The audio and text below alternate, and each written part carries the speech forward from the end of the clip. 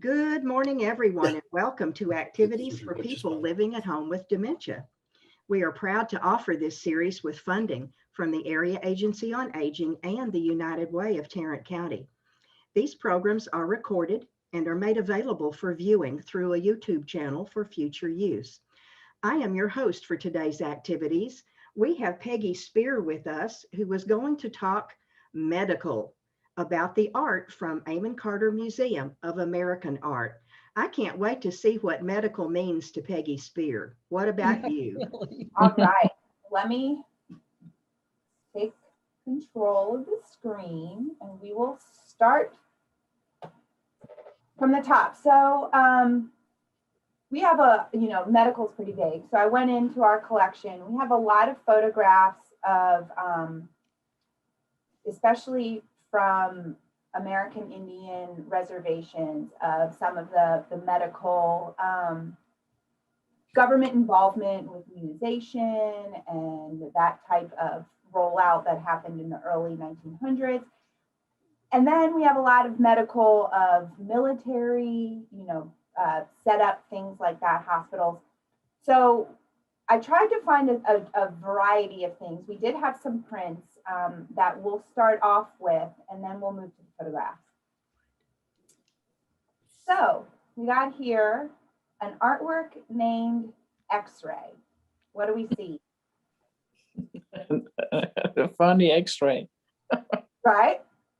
Oh, and he's not like standing the way there. they look today. He's standing there while they're looking. Yeah, which is not scientifically accurate. So it's interesting. This artwork has like 5 different titles depending on what museum you are finding this artwork. So we have it called X-rays. These are all the other titles that museums have called it.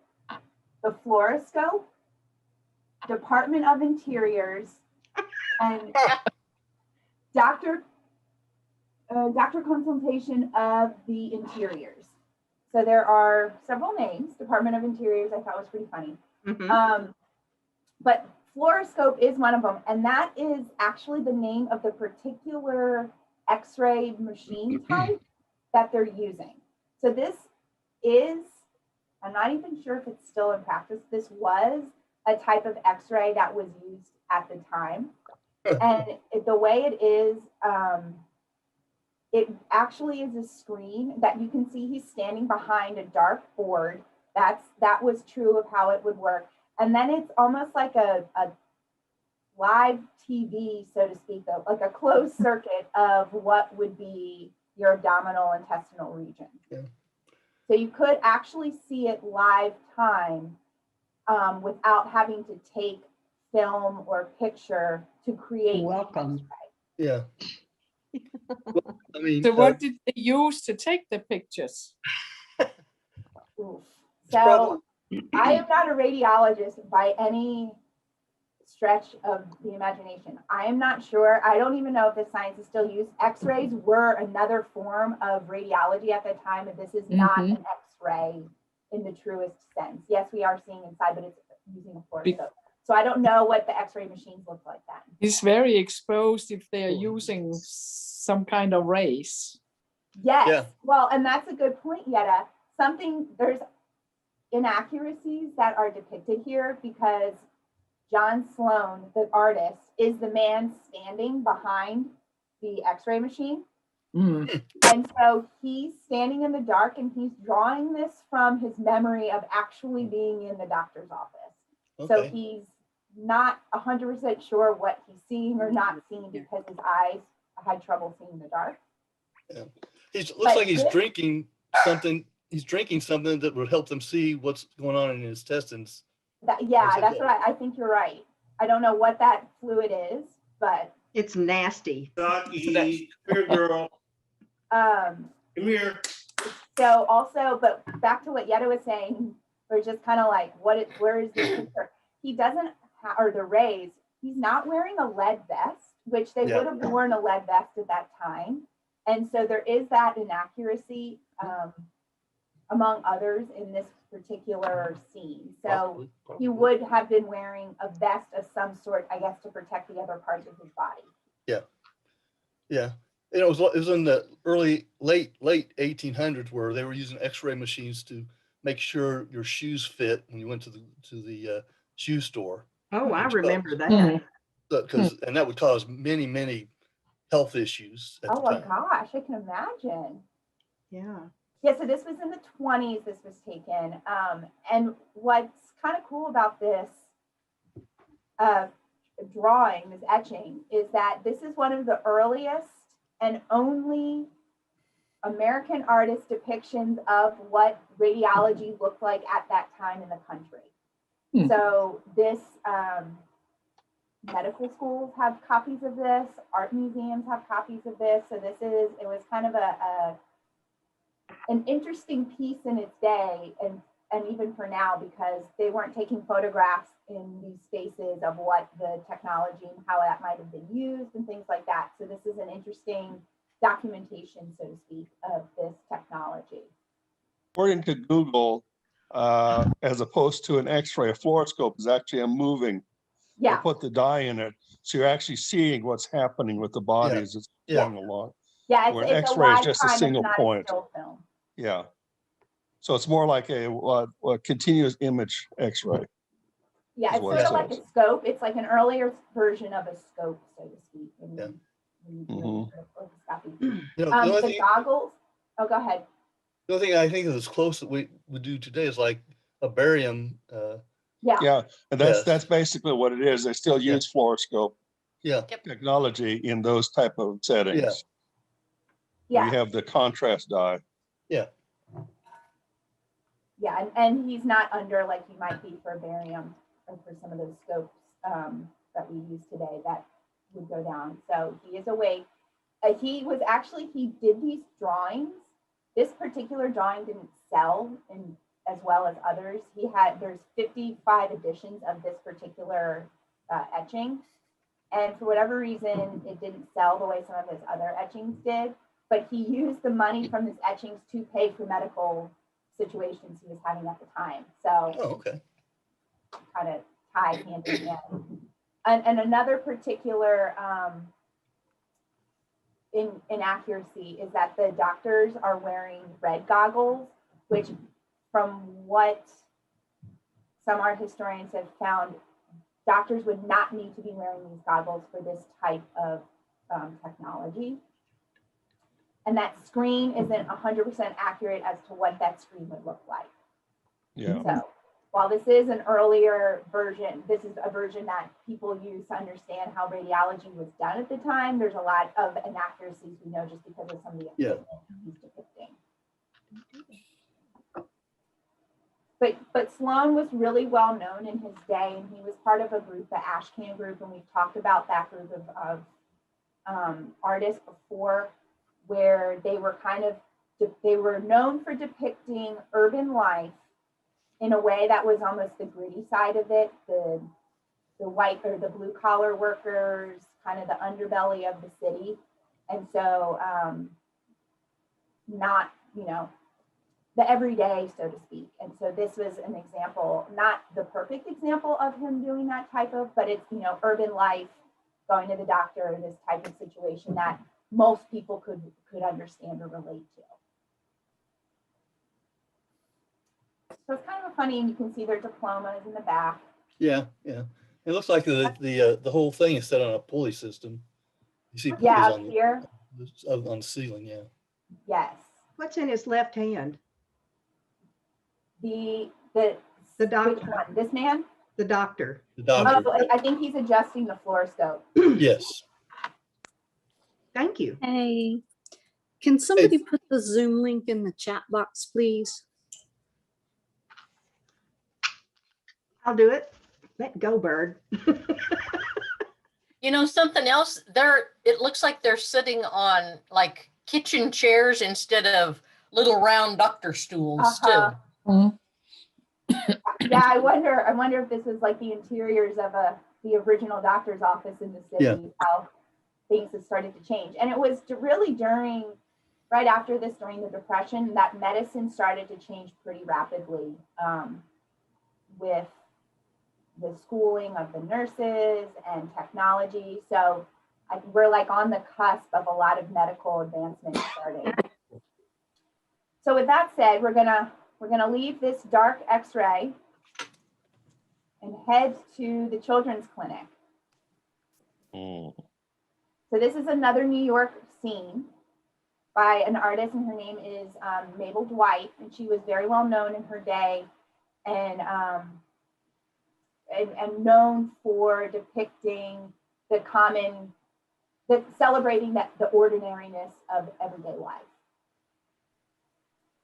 So I feel like you can feel the energy in this particular image. What kind of jumps out at you first? Baby's crying.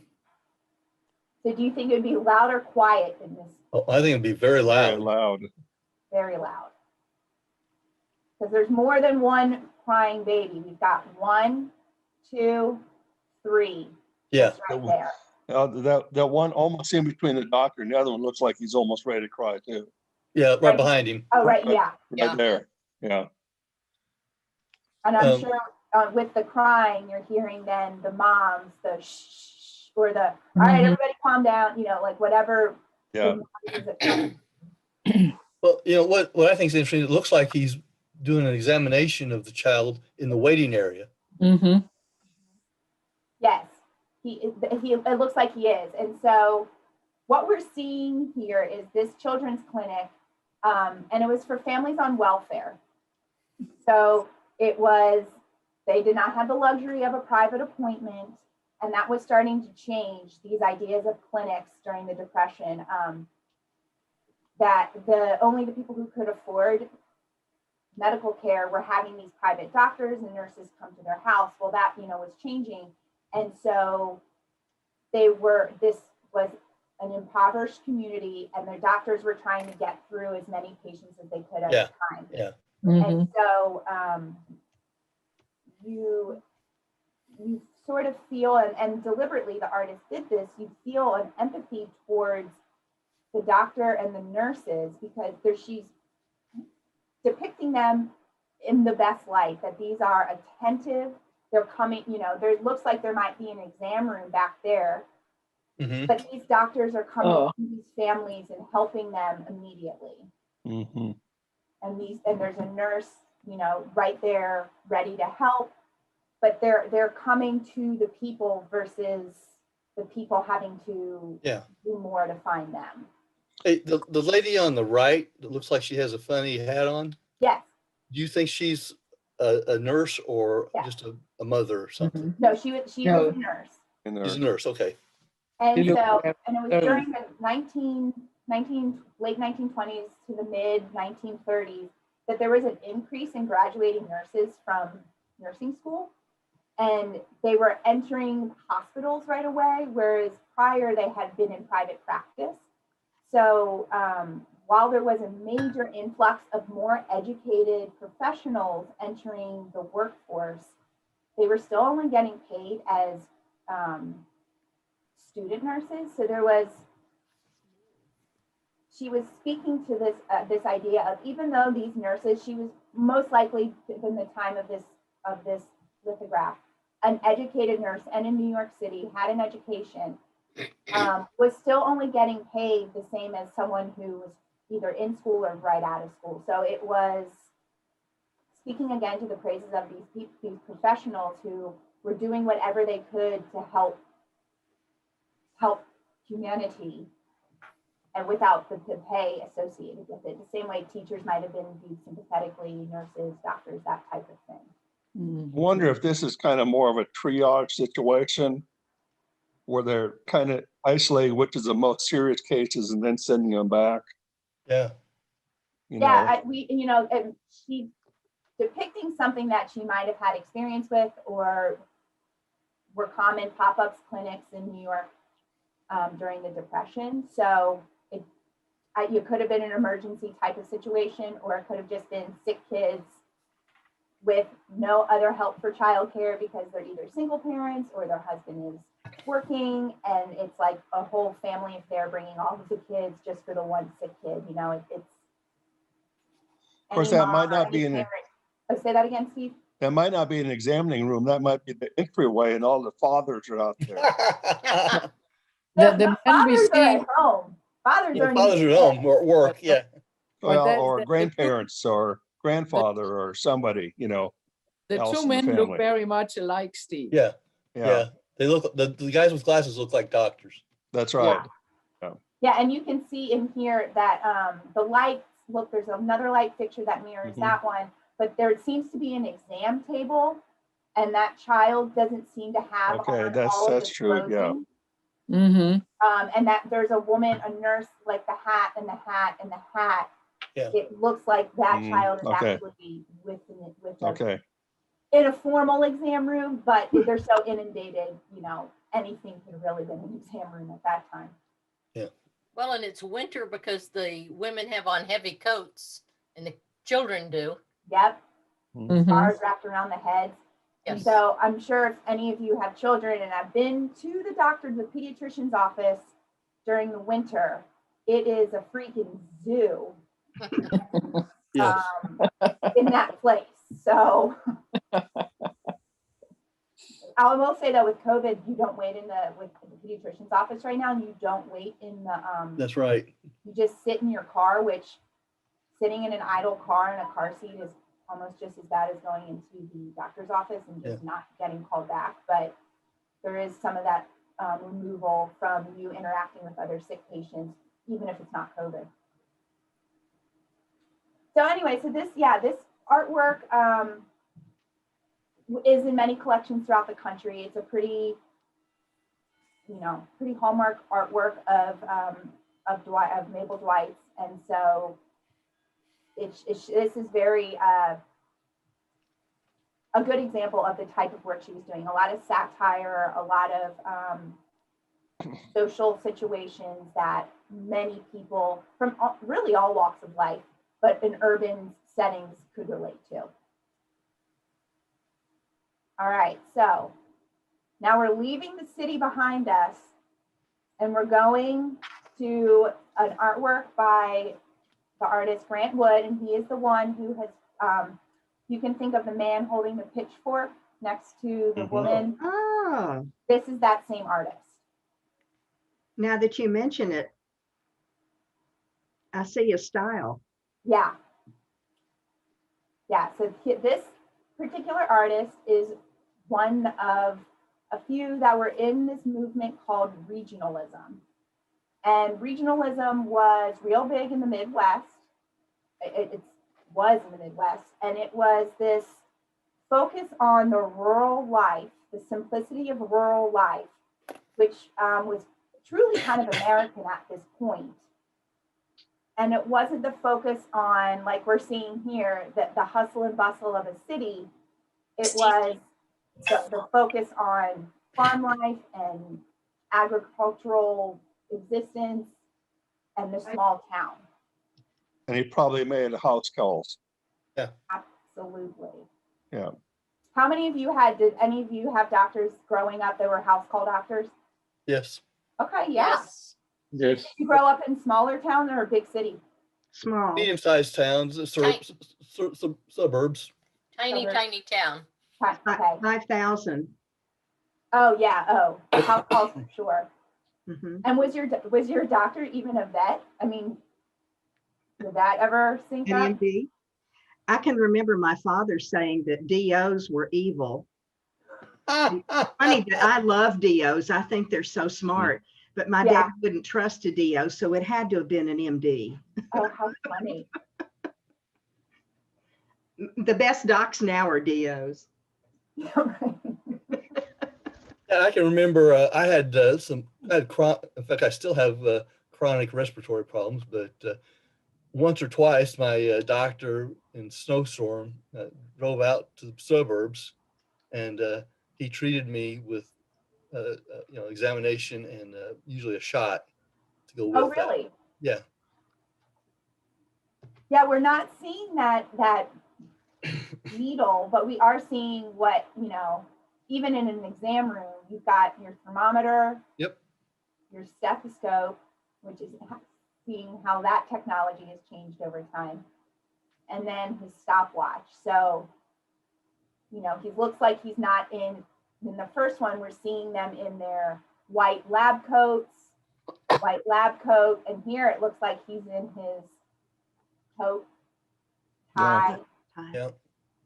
That's why I think it's more like a house call. Yeah. Absolutely. Oh, I agree. They Yeah. didn't wear the white coats for the house calls. They just wore their suits. Yeah. Yep. And nowadays, if a doctor has his tie loose, that's a no-no. Mhm. Yeah, not a good day. Mm-mm. Today would be a concierge doctor. Yes, Oh, exactly. right, Steve. John said what about the tie loose? It would be unsanitary nowadays if a doctor comes in with a loose tie, because if he leans over you, then he might be giving you germs from the last person he leaned over. So they have to keep them clipped or in a pocket or tucked in or under their jacket or. My dad doesn't wear a tie anymore. We used to always get him ties for like Father's Day. Yeah. And like as we grew up, my mom was like, y'all, he never wore ties. Like, I don't know why you thought that he needed all these ties. He had so many ties from us. He never wore them. A lot more doctors these days, particularly in hospital settings, are wearing more polo shirts and things like that rather than the ties and the Yeah. Yeah. Comfortable stuff. comfortable. Well, Yes. and what's interesting too is I know my dad is a surgeon, and they used to do, and I think it's changing now across a lot of hospitals. They used to, you left your scrubs at the hospital and they would be washed by a laundry service there. And so it never left, you know, the sterile environment. It was always within. Well, now you have to like buy your own scrubs and you bring them home and wash them. And Clean them it's yourself. very different, which is shocking because you think, what if someone's blood got on you or whatever? Yeah. I mean, you know, you are in your PPE and everything, but still, just very different. One of my good friends, there was a chaplain, Emily Anderson. She was a nun. You know, this was back in the, I say, 80s. She was there probably in the 70s. You know, when some of the nurses still had to wear those clunky shoes. And she wore Reeboks, and she finally got the medical staff at the hospital to understand the nurses were going to be more efficient if they wear good shoes. Yeah. Exactly. So she got them to wear tennis shoes. Yeah. Cool. You know, and it was kind of, this is neat. There's an old nun, and she just, you know, with her black habit, running around with those Reeboks on. How cool. I love that. Yeah. Does anybody remember the difference between this pointy thermometer and one that had kind of a rounded bulb? Oh yeah. Yes. yeah. Yes. So is this the pointier one? Yes. Yes. That's for the mouth. Yeah, mouth. Yeah. The other one went other places. Yeah. Yes. I remember we had a rectum one for or I was old enough to remember seeing my mom use that on the baby, the rectum ones. Mhm. Nowadays, the thermometer, and I'm sure y'all have some just because you're getting thermometer checked everywhere you go. You know, they can do it on your forehead, your ear. It's like everything's digital, 2 seconds. Yeah, at the Fancy hospital, thing. you check in at the front, and you just put your wrist next to the sensor, and it measures your temperature. Says good to go, you know, type of thing. But then when I got into the prep room, they actually used just a regular thermometer. Oh, they like, yeah. It's stuck under my thumb, under my thumb. When you check into the hospital now, you just walk up and stand in front of a screen. Right. And it takes your temperature. Yeah. I know And, that during all of COVID, there were companies, I know, and I'm thinking of a company particularly in Baltimore, but a lot of office equipment companies that had digital technology weren't being needed. So they quickly pivoted to try to work on innovating thermometer technology for quick and rapid use. And so that I'm sure that technology in the Mhm. last year is just leaps and bounds better Yeah. and more Oh, yeah. efficient than 3 Yeah. years ago. Yeah, I was surprised because very seldom have I ever had one under my tongue lately. It's always been the forehead or my wrist or someplace, my ear. Yeah. But I guess they want it under the tongue for the absolute, Yeah, we at Best. our house we use the back of Right. Meyer's hand. yeah, Yeah, demonstration. or mama's forehead. Oh, yeah. While I Yeah. was in the hospital last week, it depended, it seemed like, on what kind of cart they rolled into the room, how it was equipped. I had my temperature taken almost every way possible except with the round Yeah. ended bone. Oh, how funny. Yeah. So yeah, some tools of the trade and the stethoscope. Of course, we've seen how that's changed over time, and stopwatches. Now we've got Apple watches, and the Yeah. technology, even on your Apple Watch, you can EKG stuff can go back to your doctor. I mean, Well, they put the little yeah, sensors to get your blood oxygen level Yeah. and everything Yeah. else, Diabetic. and Huh. it's all very different. it's all very different, and it's all stuff now that you might have only had access to if the doctor came to your house, and now you can get it at CVS. Or, Yeah, you know. Or we, you we can buy have one of buy those, it we off have one of those Amazon, pulse ox sensors here and at our yeah. house. because I've Yeah, got the oximeter at home. I can put on my finger and just check. Yep, so do we. Yep. You can even, there's some apps on your phone. If you hold your phone to the flashlight, Right. it tells you your heart rate. So Yeah. Really? Wow.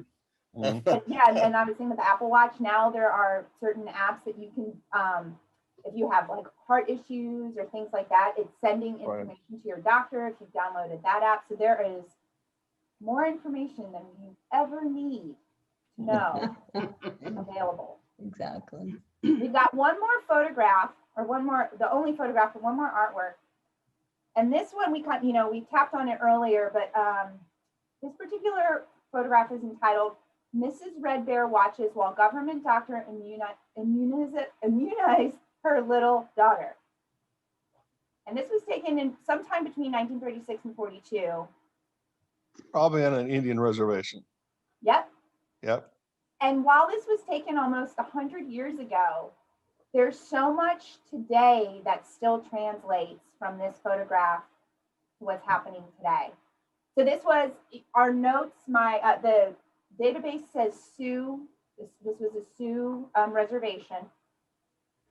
And this particular photograph did a lot of photographs of the Navajo. So she was, working in the northern part of the country. But what we see here, and it didn't specify, and it wasn't able to find specifically what particular immunization that was, but given research around that time and the particular tribe, any guesses on what this vaccination probably would have been? Smallpox. Smallpox, yes. Smallpox. Yeah. So smallpox would have been earlier in the 1900s. By this point, it was probably tuberculosis. Tuberculosis. Oh, Yeah, could be. okay.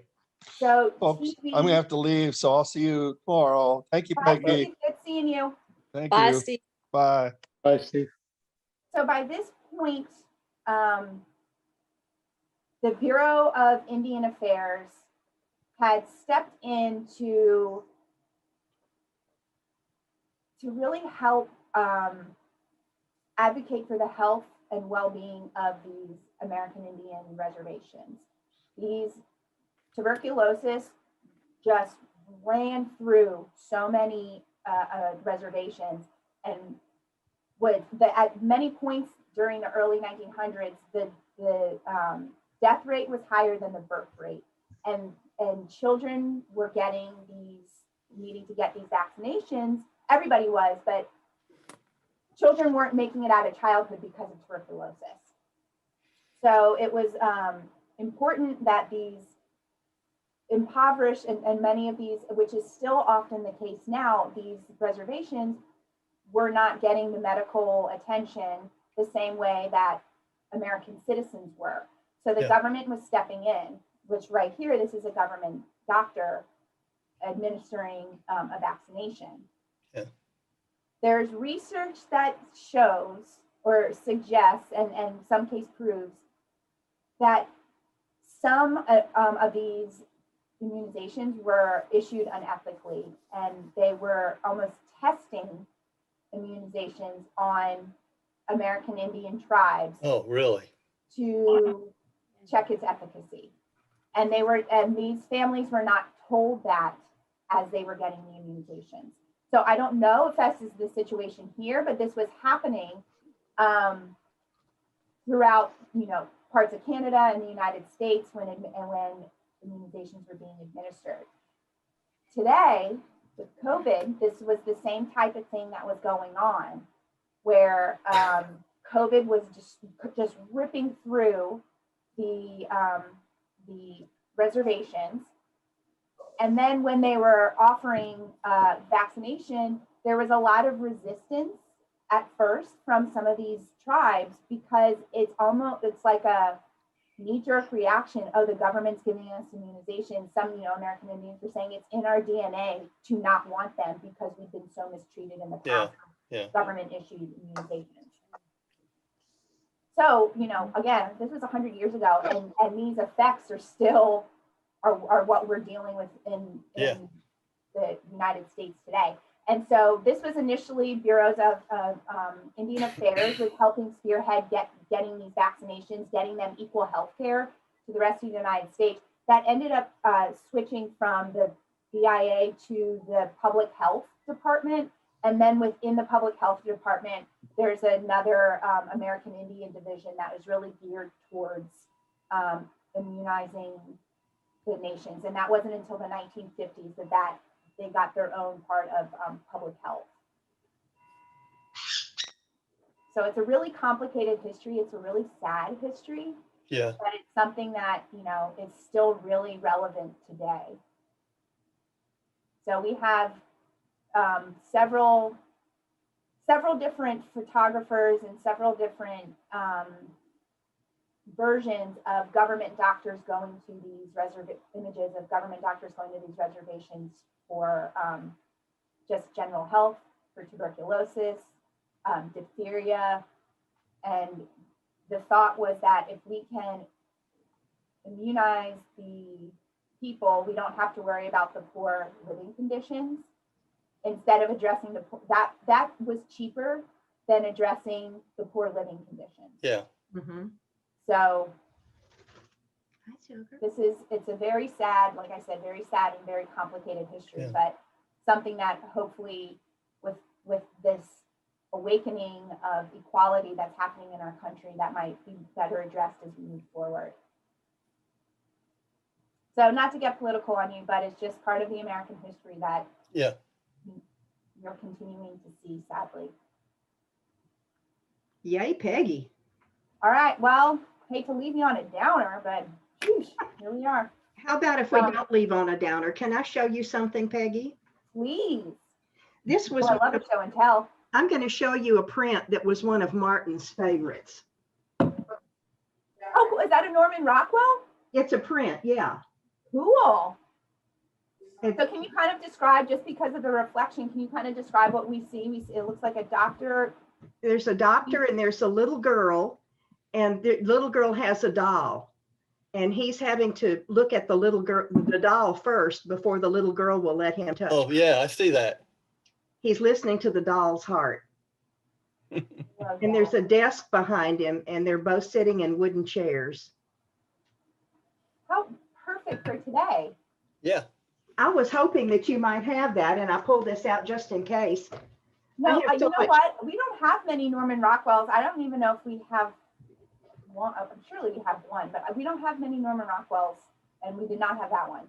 Do you want me to leave it to you in my will? You know what? Bequest it to the museum. They will be forever grateful. Well, it's either that or Doctors still do goodwill. that today. They test with the little babies. They'll test, bring your doll, and they'll show what they're doing to the doll first, so then that kid isn't scared. Yes. They Thank don't you grow. for letting me show that. Yes, how cool. That Well, was one of, next week is Mhm. military, because we are gearing up for Memorial Day weekend. So I'll throw you all sorts of military pictures. I haven't picked them yet, but I know we have a large focus in our collection. Oh, So that'll be great. yeah. So bring your stories, and I hope you have a really wonderful week, and I will see you next week. Thank you, Thank Peggy. you, Miss Thanks, Peggy. Peggy. Bye, y'all. We will Bye. look forward to military. I guess we've lost Peggy, Steve, Yeah, he said he had to go to another meeting. and I just walked away. Oh, you were probably getting the picture. Yeah, you're right. You're right. Well, tomorrow, I have no idea what the topic is. They haven't told us. Gail has an email into Fort Worth Museum of Science and History. So it says surprise topic because we have no idea. Okay. And then on Friday, we have a surprise Texas winds because we don't know that either.